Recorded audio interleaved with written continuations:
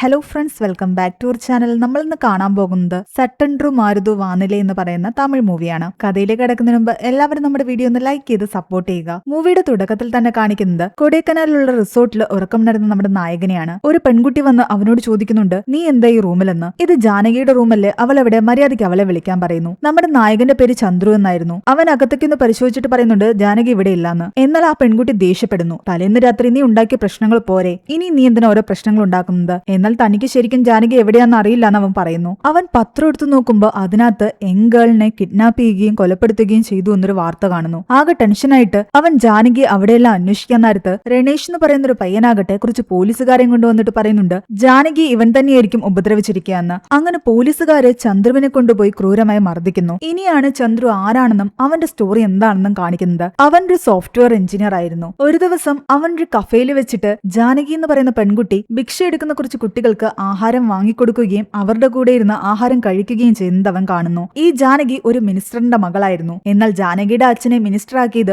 വലിയൊരു രാഷ്ട്രീയ നേതാവാണ്. ജാനകിയുടെ അച്ഛനെ മിനിസ്റ്റർ ആക്കുന്നതിന് മുമ്പ് അയാൾക്കൊരു നിബന്ധനയുണ്ടായിരുന്നു, ജാനകിയെ തനിക്ക് വിവാഹം കഴിക്കണമെന്ന്. ജാനകിയേക്കാൾ ഒരുപാട് പ്രായമുള്ള അയാളാകട്ടെ അയാളുടെ ആദ്യത്തെ വൈഫിനെ ഡിവോഴ്സ് ചെയ്ത് കഴിഞ്ഞിരുന്നു. ജാനകിയെ വിവാഹം കഴിക്കാൻ ആഗ്രഹിക്കുന്നത് അവളുടെ ജാതകം കണ്ടിട്ടാണ്. അവളെ വിവാഹം കഴിക്കുന്ന ആള് ജീവിതത്തിൽ ഒരുപാട് ഉയരങ്ങളിലെത്തുമെന്നുണ്ടായിരുന്നു. അതുകൊണ്ട് ജാനകിയുടെ അച്ഛനെ അയാൾ നിരന്തരം ശല്യപ്പെടുത്തിക്കൊണ്ടേയിരുന്നു. എത്രയും പെടുന്ന ജാനകിയെ എനിക്ക് വിവാഹം കഴിച്ച് തരണമെന്ന് പറഞ്ഞിട്ട്, അല്ലെങ്കിൽ നിങ്ങളുടെ മിനിസ്റ്റർ പദവിയൊക്കെ നഷ്ടപ്പെടുമെന്നും പറഞ്ഞു. ജാനകിയുടെ അച്ഛനായ മിനിസ്റ്റർക്ക് അതിൽ എതിർപ്പൊന്നും ഉണ്ടായിരുന്നില്ല. എന്നാൽ ജാനകിയുടെ അമ്മ ഇതുപോലൊരാൾക്ക് തന്റെ മകളെ വിവാഹം കഴിച്ചു കൊടുക്കുന്നതിൽ എതിർപ്പ് പ്രകടിപ്പിച്ചു. ദേഷ്യം വന്ന ആ മിനിസ്റ്റർ ആകട്ടെ അയാളുടെ സ്വന്തം വൈഫിനെ ടെറസിൽ നിന്ന് താഴേക്ക് തള്ളിയിട്ട് കൊല്ലുന്നു. കാൽവഴുതി വീണതാണെന്ന് അയാൾ വരുത്തി തീർക്കുകയും ചെയ്തു. അമ്മയുടെ മരണം ജാനകിയെ തളർത്തിയിരുന്നു. അവൾ വീട്ടിൽ നിന്നും പുറത്തിറങ്ങാതെയായി. അവളുടെ ഫ്രണ്ടായ റണേഷ് അവളോട് പറയുന്നുണ്ട്, നമ്മൾക്ക് രണ്ടുപേർക്കും ചേർന്നിട്ട് ഒരു ബിസിനസ് തുടങ്ങാം, അതുവരെ നീ ഏതെങ്കിലും ഹോസ്റ്റലിൽ പോയി നിൽക്ക്, നീ ഇവിടെ ഒട്ടും സേഫ് ആയിരിക്കില്ല എന്ന്. ബ്യൂട്ടീഷ്യൻ കോഴ്സ് കംപ്ലീറ്റ് ചെയ്ത ജാനകിക്ക് ആ മേഖലയിൽ ബിസിനസ് സ്റ്റാർട്ട് ചെയ്യണമെന്നായിരുന്നു ആഗ്രഹം. അതേസമയം നമ്മുടെ നായകനായ ചന്ദ്രു ആകട്ടെ ഒരു സോഫ്റ്റ്വെയർ എഞ്ചിനീയർ ആയിരുന്നു. അവന് പല രീതിയിലുള്ള ഹാക്കിംഗ് അറിയായിരുന്നു. അവരുടെ ടീമിലുള്ള യോഗി ആകട്ടെ ലാപ്ടോപ്പുകളൊക്കെ മോഷ്ടിച്ച് വിൽക്കാറുണ്ടായിരുന്നു. ഇതിനെപ്പറ്റി ഇവരുടെ ബോസിന് നമ്മുടെ ചന്ദ്രുവിന്റെ ഫ്രണ്ട് ഒരു മെയിൽ അയച്ചിട്ടുണ്ടായിരുന്നു. എന്നാൽ ആ മെയില് അറിയാതെ യോഗിക്കും പോയി. യോഗിയുടെ ശ്രദ്ധയിൽ ആ മെയിൽ പെടുന്നതിന് മുമ്പ് അത് ഡിലീറ്റ് ചെയ്യാൻ വേണ്ടിയിട്ട് യോഗിയെ അവന്റെ ലാപ്ടോപ്പിന്റെ അടുത്തുനിന്ന് മാറ്റണം. യോഗിക്ക് അവരുടെ ഓഫീസിൽ തന്നെ സ്വപ്ന എന്ന് പറയുന്ന ഒരു പെണ്ണിനെ നോട്ടം ഉണ്ടായിരുന്നു. ചന്ദ്രു ആകട്ടെ ഒരു സോഫ്റ്റ്വെയറിന്റെ സഹായത്തോടു കൂടി സ്വപ്നയുടെ വോയിസിൽ യോഗിയെ കോൾ ചെയ്യുന്നു. സ്വപ്നയുടെ ക്യാബിനിലോട്ട് യോഗിയെ വിളിക്കുന്ന രീതിയിലായിരുന്നു ചന്ദ്രു സംസാരിച്ചത്. യോഗി തന്റെ ലാപ്ടോപ്പിന്റെ അടുത്തുനിന്ന് മാറിയതും ചന്ദ്രുവിന്റെ ഫ്രണ്ട് പോയി അവൻ അറിയാതെ അയച്ച ഇമെയിൽ ഡിലീറ്റ് ചെയ്യുന്നു. ജാനകിയുടെ ഫ്രണ്ട് റണേഷിനും അവന്റെ അച്ഛനും മറ്റൊരു പ്ലാനിംഗ് ഉണ്ടായിരുന്നു. എങ്ങനെയെങ്കിലും ജാനകിയെ വളച്ച് ഇവൻ കല്യാണം കഴിക്കുകയാണെങ്കിൽ അവളുടെ പേരിലുള്ള കോടിക്കണക്കിന് സ്വത്തുക്കൾ ഇവന് കിട്ടും. ഇവരുടെ കടങ്ങളെല്ലാം അത് വെച്ച് തീർക്കാനായിരുന്നു ഇവരുടെ പ്ലാൻ. അങ്ങനെ ജാനകി അന്ന് രാത്രി പബ്ബിൽ പോയ സമയത്ത് അവളെ അവിടെ വെച്ച് നമ്മുടെ ചന്ദ്രു കാണുന്നുണ്ട്. ഇതിനു മുമ്പ് ഒരു തവണ അവളെ കണ്ടിട്ടുള്ളത് കൊണ്ട് തന്നെ എങ്ങനെയെങ്കിലും ഇവളെ വിവാഹം കഴിക്കണമെന്ന് ചന്ദ്രുവിന്റെ മനസ്സിലൊരു ആഗ്രഹം തോന്നുന്നു. അവളുമായിട്ടൊന്ന് കമ്മ്യൂണിക്കേറ്റ് ചെയ്യാൻ വേണ്ടിയിട്ട് അവിടെയുള്ള വെയിറ്ററിനോട് പറയുന്നുണ്ട്, ഇന്ന് എന്റെ പിറന്നാളാണെന്നും അതുകൊണ്ട് ഡ്രിങ്ക്സ് ഫ്രീ ആണെന്ന് ആ പെൺകുട്ടിയോട് പറഞ്ഞേക്കാൻ. എന്നാൽ ജാനകി ഇത് കേട്ടിട്ട് നോ പറയുന്നു. തനിക്ക് ഫ്രീ ആയിട്ട് ഒന്നും വേണ്ടെന്നാണ് അവൾ പറയുന്നത്. റണേഷും കൂടി അവിടേക്ക് വന്നതോടുകൂടി രണ്ടുപേർക്കും ഫ്രീ ആയിട്ട് തരാമെന്ന് ചന്ദ്രു പറഞ്ഞെങ്കിലും ജാനകി അപ്പോഴും നോ തന്നെയാണ് പറഞ്ഞത്. എന്നാൽ റണേഷ് അതിന് ഓക്കെ പറയുന്നു. ജാനകിയുടെ ശ്രദ്ധ പിടിച്ചുപറ്റാൻ വേണ്ടിയിട്ട് ചന്ദ്രു അവിടെ ഡാൻസ് കളിക്കും പാട്ടുപാടുകയൊക്കെ ചെയ്യുന്നുണ്ട്. എല്ലാരും പാർട്ടി എൻജോയ് ചെയ്തപ്പോൾ ജാനകി അതിന്റെ കൂടെ കൂടി. തന്നെ എപ്പോഴെങ്കിലും കോൺടാക്ട് ചെയ്യാൻ തോന്നുകയാണെങ്കിൽ വിളിക്കണമെന്ന് പറഞ്ഞിട്ട് അവൻ ജാനകിയോട് തന്റെ നമ്പർ പറയുന്നു. എന്നാൽ റണേഷ് അപ്പോഴേക്കും അവളെ വിളിച്ചുകൊണ്ടുപോയി. ഇവളിങ്ങനെ ചന്ദ്രുവിനോട് സംസാരിച്ചതൊന്നും തന്നെ റണേഷിന് ഇഷ്ടപ്പെട്ടിട്ടുണ്ടായിരുന്നില്ല. നിന്റെ ചെലവുകളെല്ലാം നോക്കുന്നത് ഞാനല്ലേ, നീ എന്താ കണ്ടവന്മാരോടെയൊക്കെ സംസാരിക്കാൻ പോകുന്നത്, എനിക്കൊന്നും ഇഷ്ടമല്ല എന്ന് പറയുന്നുണ്ട്. എന്നാൽ തന്നെ അവനിങ്ങനെ കൺട്രോൾ ചെയ്യുന്നത് ജാനകിക്ക് ഇഷ്ടപ്പെട്ടില്ല. നമുക്കൊരുമിച്ച് ബിസിനസ് തുടങ്ങാമെന്ന് പറഞ്ഞിട്ടില്ലേ നീ എന്നെ ഹോസ്റ്റലിൽ കൊണ്ടാക്കിയത്, ഇപ്പൊ എന്തിനാ അതിന്റെയൊക്കെ കണക്ക് പറയുന്നെന്ന് പറഞ്ഞുകൊണ്ട് ഇവർ തമ്മിൽ വഴക്കായി. ദേഷ്യം വന്ന റണേഷ് ആകട്ടെ ഇവളോട് കാറിൽ നിന്ന് ഇറങ്ങി പോകാൻ പറഞ്ഞു. അവളും ആ രാത്രിയിൽ റോഡിൽ ഇറങ്ങി നിന്നു. എന്നാൽ ആ ഏരിയ അത്ര ശരിയായിരുന്നില്ല. അവിടെ കുറെ പ്രോസ്റ്റിറ്റ്യൂട്ടുകൾ വരുന്നുണ്ട്. ഇവളെയും ആ കൂട്ടത്തിൽ കണ്ടതും കുറച്ച് ആൾക്കാർ വിചാരിക്കുന്നുണ്ട് ഇവളും പ്രോസ്റ്റിറ്റ്യൂട്ട് ആണെന്ന്. അവർ ജാനകിയെ ഉപദ്രവിക്കാൻ വന്നതും യഥാർത്ഥ പ്രോസ്റ്റിറ്റ്യൂട്ട് അയാളെ തടുക്കുന്നുണ്ട്. എന്നാൽ അവരെല്ലാം മറികടന്ന് അയാൾ വീണ്ടും ജാനകിയെ ഉപദ്രവിക്കാൻ തുടങ്ങിയായിരുന്നു. കറക്റ്റ് ആ സമയത്താണ് അതുവഴി നമ്മുടെ നായകൻ ചന്ദ്രു വരുന്നത്. ചന്ദ്രു അവരോടൊക്കെ ഫൈറ്റ് ചെയ്തിട്ട് ജാനകിയെ ഹെൽപ്പ് ചെയ്യുന്നു. ആ പ്രോസ്റ്റിറ്റ്യൂട്ടും ജാനകിയോട് പറയുന്നുണ്ട് ഈ പയ്യന്റെ കൂടെ ഇവിടെ നിന്നും സേഫ് ആയിട്ട് പോകുന്നതാ നല്ലതെന്ന്. ആ സമയം മറ്റൊരിടത്ത് ചക്രവർത്തി എന്ന് പറയുന്ന ഒരാളെ കാണിക്കുന്നുണ്ട്. അയാൾ മൂൺസ്റ്റേ എന്ന് പറഞ്ഞിട്ട് പല ഭാഗത്തും റിസോർട്ടുകൾ പണിതിട്ടുണ്ടായിരുന്നു. ശരിക്കും റിസോർട്ടിന്റെ പിന്നില് അയാൾക്ക് മറ്റൊരു ബിസിനസ് കൂടി ഉണ്ടായിരുന്നു. ആ റിസോർട്ട് ബുക്ക് ചെയ്യുന്ന ഹണിമൂൺ കപ്പിൾസിനെല്ലാം തന്നെ 50% ഓഫറാണ് കിട്ടുന്നത്. അതുകൊണ്ട് തന്നെ ദിവസവും ഒരുപാട് ബുക്കിംഗുകൾ വരാറുണ്ട്. എന്നാൽ അങ്ങനെ ബുക്ക് ചെയ്യുന്ന ആൾക്കാരുടെ എല്ലാം തന്നെ പ്രൈവറ്റ് വീഡിയോസ് ഇവർ ചിത്രീകരിക്കുമായിരുന്നു. അവിടുത്തെ സ്മാർട്ട് ടിവിയിൽ ഘടിപ്പിച്ചിട്ടുള്ള ക്യാമറയിലൂടെയായിരുന്നു ഈ വിഷ്വൽസ് എല്ലാം തന്നെ അവരറിയാതെ ഇവർ റെക്കോർഡ് ചെയ്തുകൊണ്ടിരുന്നത്. അതും ലൈവായിട്ട് ഇവർ ഡാർക്ക് വെബില് സ്ട്രീം ചെയ്യും. അതിലൂടെ ഇയാൾ ഒരുപാട് കാശുണ്ടാക്കും. ലൈവ് കഴിഞ്ഞു കഴിയുമ്പോഴും ആ വീഡിയോ അതിൽ തന്നെ അങ്ങനെ കിടക്കും. ആരൊക്കെ ഇത് കാണും കാണുന്നോ അവരിൽ നിന്നെല്ലാം തന്നെ ഇയാൾക്ക് ഏണിങ്സ് ഉണ്ടായിരുന്നു. ഈ ഒരു ബിസിനസ്സിലേക്ക് ഇൻവെസ്റ്റ് ചെയ്യാൻ ഫോറിനിൽ നിന്നും ഇയാൾക്ക് ആൾക്കാരുണ്ടായിരുന്നു. ഈ ലൈവ് സ്ട്രീമിംഗും വീഡിയോസും എല്ലാം തന്നെ തന്റെ ലാപ്ടോപ്പിൽ സേഫ് ആയിട്ടുണ്ടാകും. അതുപോലെ ഈ ലാപ്ടോപ്പും തന്റെ വീട് ഉൾപ്പെടെ എല്ലാം തന്നെ ഹൈലി പ്രൊട്ടക്റ്റഡ് ആയിട്ടാണ് താൻ വെച്ചിരിക്കുന്നതെന്നും പറയുന്നുണ്ട്. ഒരുപാട് സെക്യൂരിറ്റി ക്യാമറാസ് അവിടെ ഉണ്ടായിരുന്നു. എന്നാൽ അയാൾ താമസിക്കുന്ന ഈ വീട്ടിൽ മറ്റാരും താമസിക്കുന്നുണ്ടായിരുന്നില്ല. ഒരു സെക്യൂരിറ്റി പോലും അവിടെ ഉണ്ടായിരുന്നില്ല. ക്യാമറാസിന്റെ ബലത്തിലായിരുന്നു അയാൾ അവിടെ ഒറ്റയ്ക്ക് താമസിച്ചിരുന്നത്. തന്റെ ഡീലിംഗ്സ് ഒന്നും തന്നെ പുറത്ത് ആരും അറിയാതിരിക്കാൻ വേണ്ടിയിട്ടായിരുന്നു അയാൾ അങ്ങനെ ഒരു വീട് തിരഞ്ഞെടുത്തത് തന്നെ. തലേന്ന് രാത്രി തന്നെ ഹെൽപ്പ് ചെയ്തതിന് ചന്ദ്രുവിന് നമ്മുടെ ജാനകി താങ്ക്സ് അയക്കുന്നു. അവളുടെ നമ്പർ കിട്ടിയതോടുകൂടി അവനത് സേവ് ചെയ്ത് വെച്ചു. അന്ന് ചന്ദ്രുവിനെ ബോസ് ഓഫീസിലേക്ക് വിളിക്കുന്നു. അവരുടെ ടീം ഹെഡിനെ തിരഞ്ഞെടുക്കുന്ന ദിവസമായിരുന്നു അന്ന്. യോഗിക്കായിരുന്നു ചാൻസ് കൂടുതൽ. എന്നാൽ യോഗിയാകട്ടെ ലാപ്ടോപ്പുകൾ മോഷ്ടിച്ച് അതിന്റെ പാസ്വേഡ് ഒക്കെ മാറ്റി വിൽക്കുന്ന കാര്യം ചന്ദ്രുവിന്റെ ഫ്രണ്ട് ബോസിന് മെയിൽ അയച്ചതോടുകൂടി യോഗിയുടെ ആ ഒരു അവസരം നഷ്ടപ്പെട്ടു. യോഗിക്ക് പകരമായിട്ട് ചന്ദ്രുവിനെയാണ് അയാൾ ടീം ഹെഡ് ആയിട്ട് നിയമിക്കുന്നത്. ഇതിൽ യോഗിക്ക് ചന്ദ്രുവിനോട് ശരിക്കും ദേഷ്യം തോന്നുന്നു. അന്ന് വൈകുന്നേരം കഫേയിൽ വെച്ച് രണേഷ് ജാനകിയോട് പറയുന്നുണ്ട്, നീ എന്റെ വീട്ടിലേക്ക് വരണം, ഞാൻ കല്യാണം കഴിക്കാൻ പോകുന്ന പെൺകുട്ടിയെ അച്ഛന് കാണണമെന്ന് പറഞ്ഞുവെന്ന്. എന്നാൽ ഞാൻ നിന്നെ കല്യാണം കഴിക്കാമെന്നും ഒരു വാഗ്ദാനവും നൽകിയിട്ടില്ല എന്ന് ജാനകി പറയുന്നു. ഇവന്റെ ഉദ്ദേശം എന്താണെന്ന് മനസ്സിലായതോടുകൂടി രണേഷും ജാനകിയും തമ്മിൽ വഴക്കായി. ആ സമയം ആ കഫേയിലേക്ക് കയറി വരികയായിരുന്നു നമ്മുടെ ചന്ദ്രു. തലേന്ന് രാത്രി അവൻ അടിയുണ്ടാക്കിയ ഗുണ്ടകളും അവനെ ഫോളോ ചെയ്ത് വരുന്നുണ്ടായിരുന്നു. ജാനകി കൂടി അവർ കണ്ടതോടുകൂടി തങ്ങളുടെ കയ്യിൽ കരുതിയിരുന്ന ആസിഡ് എടുത്ത് ജാനകിയുടെ മുഖത്തേക്ക് എറിയാൻ തുടങ്ങി. അത് കണ്ടതും രണേഷ് ആകട്ടെ പെട്ടെന്ന് ജാനകിയുടെ ബാക്കിലേക്ക് ഒളിച്ചു. എന്നാൽ ചന്ദ്രു ആകട്ടെ ജാനകിയെ സേവ് ചെയ്യാൻ വേണ്ടിയിട്ട് അവളുടെ ഫ്രണ്ടിലേക്ക് കയറി നിൽക്കുകയാണ് ചെയ്തത്. ആ ആസിഡ് ബോട്ടിൽ അവന്റെ ബാഗിലേക്ക് വന്ന് വീഴുകയും അതെല്ലാം തന്നെ ഉരുകി പോവുകയും ചെയ്തു. ജാനകി വല്ലാതെ ഭയപ്പെട്ട് നിൽക്കുകയായിരുന്നു. എന്നാൽ ആ സമയം ചന്ദ്രു ആകട്ടെ പെട്ടെന്ന് തന്റെ ഇഷ്ടം അവളോട് തുറന്നു പറയുന്നു. എനിക്ക് നിന്നെ ഒരുപാട് ഇഷ്ടമാണ്, കൂടുതലൊന്നും ചിന്തിക്കാനില്ല, നിനക്ക് എന്നെ കല്യാണം കഴിക്കാൻ പറ്റുമെന്നാണ് അവൾ ചോദിക്കുന്നത്. ആസിഡ് ബോട്ടിൽ തനിക്ക് നേരെ വന്നപ്പോൾ പിന്നിലേക്ക് ഒളിച്ച രണേഷിനെക്കായാലും എന്തുകൊണ്ടും മുന്നിലേക്ക് കയറി നിന്ന് തന്നെ രക്ഷിച്ച ചന്ദ്രു തന്നെയാണ് നല്ലതെന്ന് അവൾക്ക് തോന്നുകയും വിവാഹം കഴിക്കാൻ തനിക്ക് സമ്മതമാണെന്ന് പറയുകയും ചെയ്യുന്നു. കാരണം അവളെ സംബന്ധിച്ച് തന്റെ അച്ഛന്റെ അടുത്തേക്ക് തിരിച്ചു പോകാൻ പറ്റില്ല, രണേഷിന്റെ ചിലവില് അധികനാൾ കഴിയാനും പറ്റില്ല. അങ്ങനെ വെറും 2 ദിവസത്തെ പരിചയത്തിലാണ് മറ്റൊന്നും ചിന്തിക്കാതെ ജാനകി ചന്ദ്രുവിനെ വിവാഹം കഴിക്കുന്നത്. ചന്ദ്രുവിന്റെ ഫ്രണ്ട്സ് ആകട്ടെ അവൻ ആ മൂൺ സ്റ്റേ എന്ന് പറയുന്ന റിസോർട്ടില് കുറച്ചു ദിവസത്തെ സ്റ്റേ ശരിയാക്കി കൊടുത്തിട്ടുണ്ടായിരുന്നു. തങ്ങളുടെ ഹണിമൂൺ ഡേയ്സ് എല്ലാം ചന്ദ്രുവും ജാനകിയും ആ മൂൺ സ്റ്റേയിലായിരുന്നു സ്പെൻഡ് ചെയ്തുകൊണ്ടിരുന്നത്. എന്നാൽ അവർ അറിയുന്നുണ്ടായിരുന്നില്ല അവരുടെ പ്രൈവറ്റ് മൊമെന്റ്സ് എല്ലാം തന്നെ റെക്കോർഡ് ചെയ്യപ്പെടുന്നുണ്ടെന്നും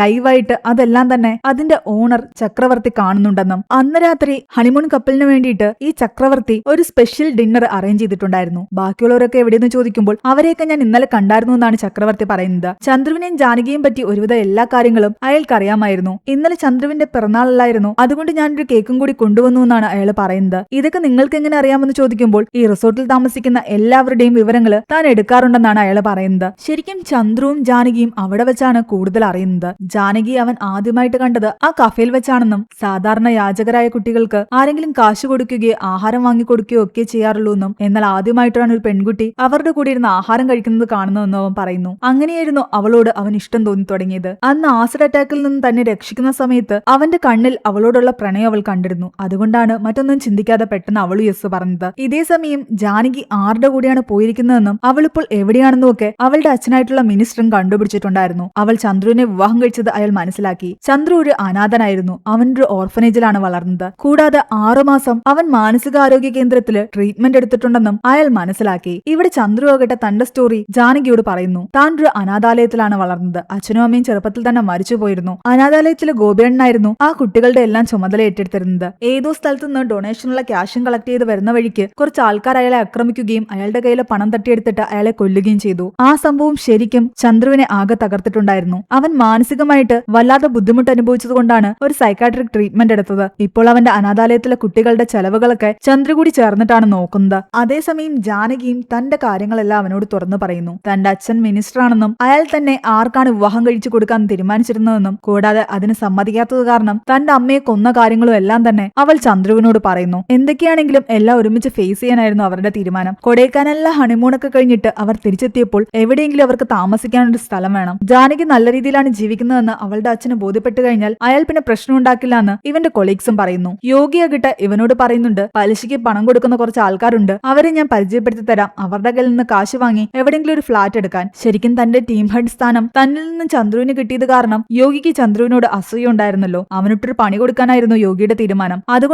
അതുകൊണ്ടാണ് പലിശയ്ക്ക് കാശ് കൊടുത്തിട്ട് തിരിച്ചടിച്ചില്ലെങ്കിൽ പ്രശ്നം ഉണ്ടാക്കുന്ന ഒരു ഗുണ്ടയുടെ അടുത്ത് നിന്ന് തന്നെ കുറെ കാശ് ചന്ദ്രുവിന് യോഗി വാങ്ങിക്കൊടുത്തത്. ആ സമയം ജാനകിയുടെ അച്ഛനായിട്ടുള്ള മിനിസ്റ്റർ ആകട്ടെ ജാനകി എങ്ങനെയെങ്കിലും ചന്ദ്രുവിന്റെ അടുത്ത് നിന്ന് തട്ടിക്കൊണ്ടുവന്നിട്ട് തന്റെ ആ രാഷ്ട്രീയ നേതാവിന് കെട്ടിച്ചു കൊടുക്കാനുള്ള തീരുമാനത്തിലായിരുന്നു. അതിനിടയ്ക്ക് അയാളുടെ ഡ്രൈവർ ഡ്രൈവർ ആകട്ടെ അയാളോട് ഇടയ്ക്കിടയ്ക്ക് കാശ് ചോദിക്കുന്നുണ്ട്. നിങ്ങൾ നിങ്ങളുടെ വൈഫിനെ തള്ളിയിട്ട് കൊന്ന കാര്യമൊക്കെ ഞാൻ പോലീസിൽ പറയാതിരിക്കുന്നത് നിങ്ങൾ എനിക്ക് കാശ് തരുന്നതുകൊണ്ടാണെന്നും എനിക്ക് കുറച്ചുകൂടി കാശ് വേണമെന്നും ഈ ഡ്രൈവർ പറയുന്നു. ദേഷ്യം വന്ന ആ മിനിസ്റ്റർ ആകട്ടെ ആ ഡ്രൈവറിനെ കൊക്കയിലേക്ക് തള്ളിയിട്ട് കൊല്ലുന്നു. ഈ മിനിസ്റ്റർ ഇപ്പോൾ ഉണ്ടായിരുന്നത് ആ കൊടൈക്കനാലിലെ റിസോർട്ടിൽ തന്നെയായിരുന്നു. ഇവിടെ ചക്രവർത്തിയാകട്ടെ ഒരിടത്ത് വണ്ടി പാർക്ക് ചെയ്യാൻ പാർക്കിംഗ് ഏരിയയിലെ ബോയിയുടെ കയ്യില് ചാവി കൊടുക്കുന്നു. എന്നാൽ ആ ബോയി ആകട്ടെ അയാളുടെ കാറിലിരുന്ന ലാപ്ടോപ്പ് മോഷ്ടിക്കുകയും അത് നമ്മുടെ യോഗിയുടെ കയ്യിൽ കൊണ്ടുകൊടുക്കുകയും ചെയ്യുന്നു. ഈ ബോയിയും യോഗിയും തമ്മിൽ അങ്ങനൊരു കണക്ഷൻ ഉണ്ടായിരുന്നു. അവിടെ അടുത്ത് തന്നെയുള്ള സൂപ്പർ മാർക്കറ്റിൽ നിന്ന് സാധനങ്ങൾ വാങ്ങിക്കുകയായിരുന്നു ചന്ദ്രുവും ജാനകിയും. പിറ്റേന്ന് അവളുടെ പിറന്നാളാണ്. രാത്രിയിൽ ഒരുമിച്ച് പാർട്ടി നടത്താമെന്നായിരുന്നു ഇവരുടെ തീരുമാനം. യോഗിയാകട്ടെ ആ ചക്രവർത്തിയുടെ ലാപ്ടോപ്പ് ഓൺ ചെയ്ത് പാസ്വേഡ് ഹാക്ക് ചെയ്യാൻ ശ്രമിക്കുകയായിരുന്നു. എന്നാൽ അപ്പൊ തന്നെ അയാളുടെ ഫോണിലേക്ക് നോട്ടിഫിക്കേഷൻ പോയി. അതിന്റെ ക്യാമറയിലൂടെ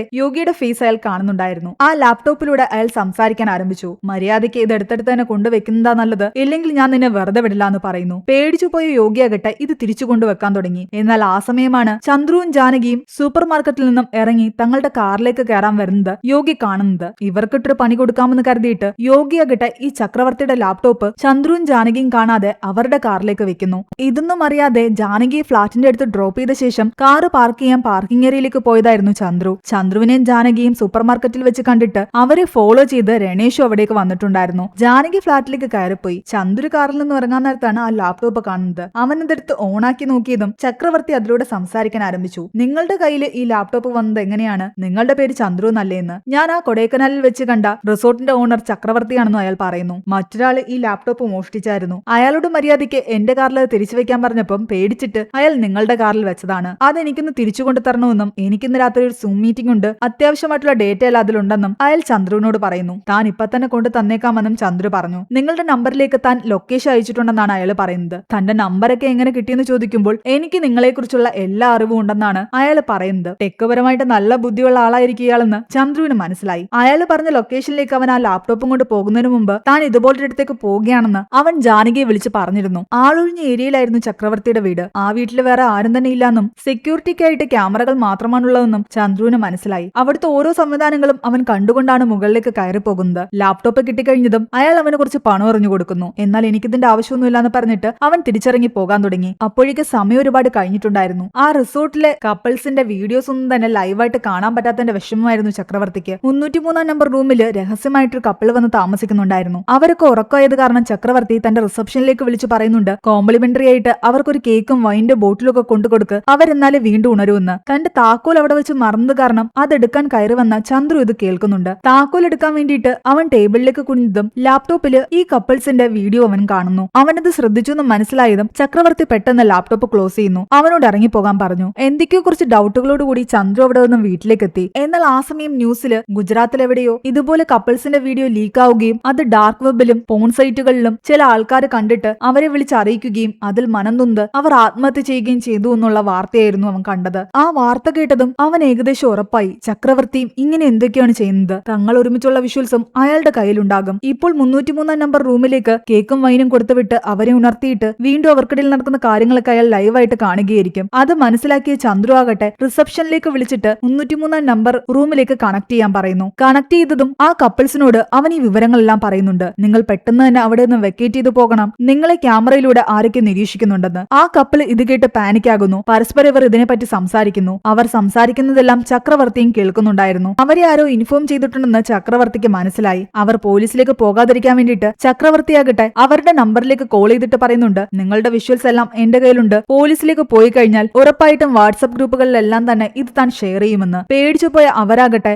ആ റൂമിൽ തന്നെ ആത്മഹത്യ ചെയ്യുന്നു. ആ വീഡിയോസും ചക്രവർത്തി റെക്കോർഡ് ചെയ്യുന്നുണ്ടായിരുന്നു. ഇതും ഡാർക്ക് വെബിൽ ഇട്ട് കഴിഞ്ഞാൽ അയാൾക്ക് കാശ് കിട്ടുമായിരുന്നു. എന്നാൽ റിസോർട്ടിലേക്ക് വിളിച്ച് ആ കപ്പിൾസിന് ഇൻഫർമേഷൻ കൊടുത്ത ആളുടെ നമ്പർ തനിക്ക് വേണമെന്ന് ചക്രവർത്തി റിസപ്ഷനിലുള്ള ആളോട് പറയുന്നു. ആ നമ്പർ എടുത്തിട്ട് അയാൾ ചന്ദ്രുവിനെ കോൾ ചെയ്യുന്നു. പക്ഷെ അവനോട് അയാൾ എന്താണ് സംസാരിച്ചതെന്നും പിന്നീട് എന്താ സംഭവിച്ചതെന്നും ഇപ്പോൾ നമ്മളെ കാണിക്കുന്നില്ല. കഥ വീണ്ടും പ്രസന്റിലേക്ക് കാണിക്കുകയാണ്. ഇവിടെ ജാനകിയെ കാണാനില്ലല്ലോ. ചന്ദ്രുവിനെ പോലീസുകാര് അറസ്റ്റ് ചെയ്ത് മർദ്ദിച്ചുകൊണ്ടിരിക്കുകയാണ്. മിനിസ്റ്റർ ആകട്ടെ പോലീസുകാരെ വിളിച്ചിട്ട് പറയുന്നുണ്ട് ചന്ദ്രുവിനെ കൊല്ലാൻ. എന്നാൽ ആ പോലീസുകാരൻ ഇതിനൊന്നും വഴങ്ങിയില്ല. ആ സമയം കൊക്കയിൽ നിന്നും ഒരു പെൺകുട്ടിയുടെ മൃതദേഹം പോലീസുകാർ കണ്ടെടുക്കുന്നു. ജാനകിയുടെ കയ്യിലുണ്ടായിരുന്ന റിങ് ആ പെൺകുട്ടിയുടെ ശരീരത്തിൽ നിന്ന് കിട്ടി. അത് ജാനകിയുടെ തന്നെ മൃതദേഹം ആകാമെന്ന് പോലീസുകാർ ഏകദേശം ഉറപ്പിച്ചു. ബോഡി ഐഡന്റിഫൈ ചെയ്യാൻ വേണ്ടിയിട്ട് ചന്ദ്രുവിനെയും കൊണ്ട് ഇവർ ആ ഭാഗത്തേക്ക് പോവുകയായിരുന്നു. അപ്പോൾ കഥ വീണ്ടും ഫ്ലാഷ് ബാക്കിലേക്ക് കാണിക്കുന്നു. ജാനകിയുടെ പിറന്നാൾ ദിവസമാണ്. തലേന്ന് രാത്രി ചന്ദ്രു ഇവിടെ നിന്നും ഇറങ്ങിപ്പോയിട്ട് പിറ്റേന്ന് രാവിലെയാണ് തിരിച്ചു വന്നതെന്നും എത്തിയെന്നും വന്നിട്ട് തന്നെയൊന്നും വിഷ് ചെയ്തില്ലാന്നും രാവിലെ കുളിച്ച ശേഷം വീണ്ടും ഇറങ്ങിപ്പോയെന്നും അവൾ ചന്ദ്രുവിന്റെ ഫ്രണ്ട്സിനോട് പറയുന്നു. ഇവരെല്ലാവരും പാർട്ടിക്ക് വേണ്ടിയിട്ട് ഇവിടെ വന്നതായിരുന്നു. ചന്ദ്രു ഇപ്പോഴും വിഷ് ചെയ്യാതെ ഇരിക്കുകയാണ്. ഇവളിങ്ങനെ സങ്കടപ്പെട്ടിരിക്കുന്ന കണ്ടില്ലേ, ഒന്ന് വിഷ് ചെയ്തൂടെ എന്ന് ചോദിക്കുമ്പോൾ അവൻ നോർമലി വിഷ് ചെയ്യുന്നു. എന്നാൽ ഇതെല്ലാം കണ്ടിട്ട് ജാനകിക്ക് ദേഷ്യം വരുന്നുണ്ട്. ആ സമയം പലിശ അടയ്ക്കാത്തതിന്റെ പേരില് ആ പലിശക്കാരനാകട്ടെ അവിടേക്ക് കയറി വന്ന് വലിയ പ്രശ്നം ഉണ്ടാക്കുന്നു. യോഗി ചന്ദ്രുവിനിട്ട് പണി കൊടുത്തതാണെങ്കിലും ഇവരിങ്ങനെ പ്രശ്നം ഉണ്ടാക്കുന്നത് കണ്ടിട്ട് യോഗിക്കും ദേഷ്യം വരുന്നുണ്ട്. ചന്ദ്രു ഈ കാശ് ഉപയോഗിച്ചിട്ട് ഫ്ളാറ്റും വാങ്ങി കാറും വാങ്ങി ഇപ്പോൾ പലിശ തിരിച്ചടയ്ക്കാൻ പറ്റാത്ത അവസ്ഥയിലാണ്. അതുകൊണ്ട് തങ്ങളുടെ കാശിന് വാങ്ങിയ ഫ്ളാറ്റില് തങ്ങൾ തോന്നുമ്പം കയറി ഇറങ്ങുമെന്ന് പറഞ്ഞിട്ടായിരുന്നു ഇവർ പ്രശ്നം ഉണ്ടായിക്കൊണ്ടിരുന്നത്. എല്ലാം കൊണ്ടും ആകെ സങ്കടപ്പെട്ടിരിക്കുകയായിരുന്നു ജാനകി. ആ സമയമാണ് അവളുടെ ഫ്രണ്ട് അവളെ കോൾ ചെയ്യുന്നത്. ഞങ്ങൾക്ക് പാർട്ടി തരുന്നില്ലേ എന്ന് ചോദിച്ചിട്ട് കരഞ്ഞുകൊണ്ട് ജാനകി ഇവിടെ നടക്കുന്ന സംഭവങ്ങളെല്ലാം പറയുന്നു. കുറച്ച് കഴിഞ്ഞപ്പോഴേക്കും ജാനകിയുടെ ഫ്രണ്ടും രണേഷും ചേർന്നിട്ട് കുറച്ച് കാശുമായിട്ട് അവിടേക്ക് വരികയും ഈ പലിശക്കാരെയെല്ലാം ആ കാശ് കൊടുത്ത് അവിടെ നിന്ന് പറഞ്ഞു വിടുകയും ചെയ്തു. തലേന്ന് രാത്രി ഞാൻ നിനക്ക് പിറന്നാള് വിഷ് ചെയ്യാൻ വേണ്ടി വന്ന സമയത്ത് ഈ പ്രശ്നങ്ങളൊക്കെ നീ എന്നോട് പറഞ്ഞിരുന്നെങ്കിൽ ഈ ഗതി നിനക്ക് ഉണ്ടാവില്ലായിരുന്നു എന്ന് രണേഷ് ജാനകിയോട് പറയുന്നു. ചന്ദ്രുവിന് ഇതെല്ലാം കേൾക്കുമ്പോൾ ദേഷ്യം വരുന്നുണ്ട്. നീ വിളിച്ചിട്ടാണോ ഇവൻ കാശുമായിട്ട് വന്നതെന്ന് ചോദിച്ചുകൊണ്ട് അവൻ ജാനകിയെ അടിക്കുന്നു. പിറന്നാൾ ദിവസമായിട്ട് തന്നെ മര്യാദയ്ക്ക് വിഷു പോലും ചെയ്യാതെ ഇപ്പോൾ ദേഷ്യപ്പെട്ട് തന്നെ അടിക്കുകയും കൂടി ചെയ്തതോടി ജാനകി ആകെ ദേഷ്യത്തിലായി. അവളുടെ ഫ്രണ്ട്സും രണേഷും പറയുന്നുണ്ട് നീ ഞങ്ങളുടെ കൂടെ വരാൻ. അങ്ങനെ ചന്ദ്രുവുമായിട്ട് വഴക്കിട്ട് അവൾ തന്റെ സാധനങ്ങളും എടുത്ത് വീണ്ടും ഹോസ്റ്റലിലേക്ക് തന്നെ പോയി. അതും പോരാഞ്ഞ് പിറ്റേന്ന് രാവിലെ ചന്ദ്രു തന്റെ ഓഫീസിലെത്തിയപ്പോഴേക്കും അവനെ ജോലിയിൽ നിന്നും ഫയർ ചെയ്തിട്ടുണ്ടായിരുന്നു.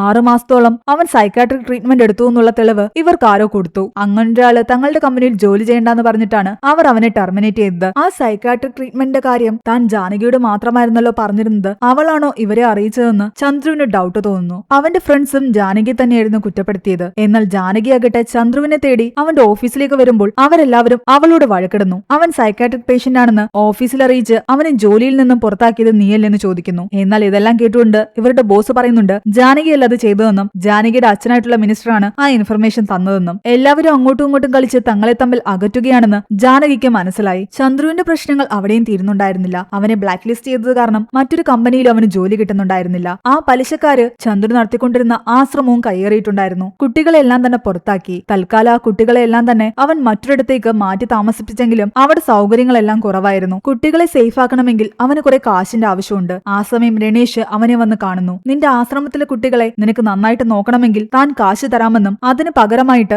ജാനകിയുമായിട്ടുള്ള ഡിവോഴ്സ് പേപ്പറിൽ നീ സൈൻ ചെയ്യണമെന്ന്. ജാനകി തന്റെ കൂടെ നിന്ന് കഴിഞ്ഞാൽ കഷ്ടപ്പെടുകയുള്ളൂ എന്ന് ചന്ദ്രുവിനും തോന്നി. കൂടാതെ ഈ കുട്ടികളെ രക്ഷിക്കണമെങ്കിലും കാശിന്റെ ആവശ്യമുണ്ട്. അതുകൊണ്ട് രണേഷ് പറഞ്ഞ പ്രകാരം അവൻ ആ ഡിവോഴ്സ് പേപ്പറിൽ സൈൻ ചെയ്തു. ഇതുകൊണ്ടുപോയി ജാനകിയുടെ കയ്യിൽ അവൻ കൊടുത്തെങ്കിലും ദേഷ്യമെന്ന് അവളാകട്ടെ അതെല്ലാം വലിച്ചു കീറി കളയുന്നു. ജാനകി ഒരു പാർലറിൽ ജോലി ചെയ്യുന്നുണ്ടായിരുന്നു. ഒരു ബ്രൈഡൽ മേക്കപ്പ് ചെയ്യാൻ വേണ്ടിയിട്ട് അവൾ കൊടൈക്കനാലിലുള്ള റിസോർട്ടിലേക്ക് പോകണമെന്നും അവിടെ വെച്ചാണ് ഫംഗ്ഷൻ എന്നും അവളുടെ കൊളീഗ് വന്ന് പറയുന്നു. ജാനകിയും ചന്ദ്രുവും ഒരുമിച്ച് നിന്ന അതേ റിസോർട്ടായിരുന്നു അത്. ചന്ദ്രുവിനെ അവൾ ഒരുപാട് മിസ് ചെയ്യുന്നുണ്ടായിരുന്നു. ഒരു ദിവസം കടൽ തീരത്തുകൂടി നടക്കുന്ന സമയത്ത് അവൾ തലകറങ്ങി വീഴുന്നു. അന്ന് രാത്രി അവൾ ചന്ദ്രുവിന് ഒരു മെസ്സേജ് അയക്കുന്നു. എനിക്ക് നിന്നോട് പ്രധാനപ്പെട്ടൊരു കാര്യം പറയാനുണ്ടെന്നും ഞാനിപ്പോൾ കൊടൈക്കനാലിലുള്ള നമ്മൾ ഒരുമിച്ച് നിന്ന് ആ റിസോർട്ടിലേക്ക് പോവുകയാണെന്നും അവിടെ തനിക്കൊരു വർക്കുണ്ടെന്നും. ആ മെസ്സേജ് കണ്ടതും ചന്ദ്രു ശരിക്കും പേടിച്ചു. അവൾ വീണ്ടും അതേ റിസോർട്ടിലേക്ക് പോകുന്നത് സേഫ് അല്ലാന്ന് അവന് തോന്നി. ശരിക്കും അവളെ ആ റിസോർട്ടിലുള്ള ഫംഗ്ഷനിലേക്ക് കൊണ്ടുവന്നത് തന്നെ രണേഷ് ആയിരുന്നു. രണേഷിന്റെ കസിന്റെ എൻഗേജ്മെന്റ് ഫംഗ്ഷൻ ആയിരുന്നു അത്. ഫംഗ്ഷനിൽ വെച്ച് രണേഷ് ആകട്ടെ ജാനകിയോട് വീണ്ടും സംസാരിക്കാൻ ശ്രമിക്കുന്നു. എന്നാൽ ആ സമയം അവിടേക്ക് വന്ന